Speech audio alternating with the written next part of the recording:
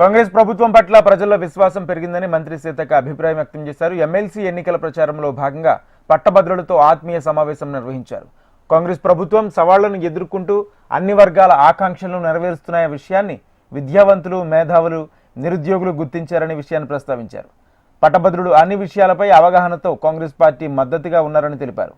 MLC ఎన్నికల్లో కాంగ్రెస్ అభ్యర్థి నరేందర్ రెడ్డికి మద్దతుగా నిలిచి మంచి మెజార్టీతో గెలిపిస్తారని ఆత్మవిశ్వాసం ఉందని. మోడీ గారు ముఖ్యమంత్రి అయిన తర్వాత వాళ్ళ కులాన్ని బీసీలో చేర్చిర్రు.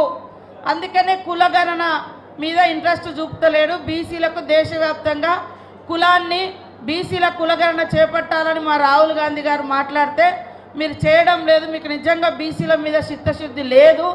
ఎందుకు అంటే మీరు పుట్టినప్పుడు మీ క్యాస్ట్ అందులో లేదు. బీసీలల్లా మీరు ముఖ్యమంత్రి అయిన తర్వాత గుజరాత్లో చేసుకున్నారు. ఇప్పుడు కూడా పిఎంఓ ఆఫీస్లో బీసీలకు అసలు ఆప్షనే లేదు.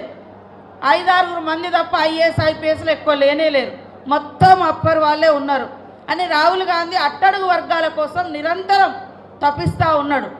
రాహుల్ గాంధీ గారు ఈరోజు అంతిమంగా ఈ దేశంలో అసమానతలు ఉండకూడదు, అట్టడుగు వర్గాలు కూడా ఉన్నత స్థాయిలోకి రావాలి అంటే ఎవరెంతో వాళ్ళ జనాభాను లెక్కిద్దాం, వాళ్ళకు తగ్గట్టుగా వాటాలు ఇచ్చి వాళ్ళను కూడా ఉన్నత స్థాయిలోకి తీసుకొచ్చి అంతిమంగా ఈ దేశము, ఈ రాష్ట్రము, ఈ సమాజము కుల మత అంతరాలు లేకుండా అందరం మనుషులమే అనేటువంటి ఒక సమాభావంతో, ఒక స్నేహభావంతో, ఒక మంచితనంతో, మానవత్వంతో ముందుకెళ్ళాలనేటువంటి ఆకాంక్షతో రాహుల్ గాంధీ గారు పనిచేస్తూ ఉన్నారు.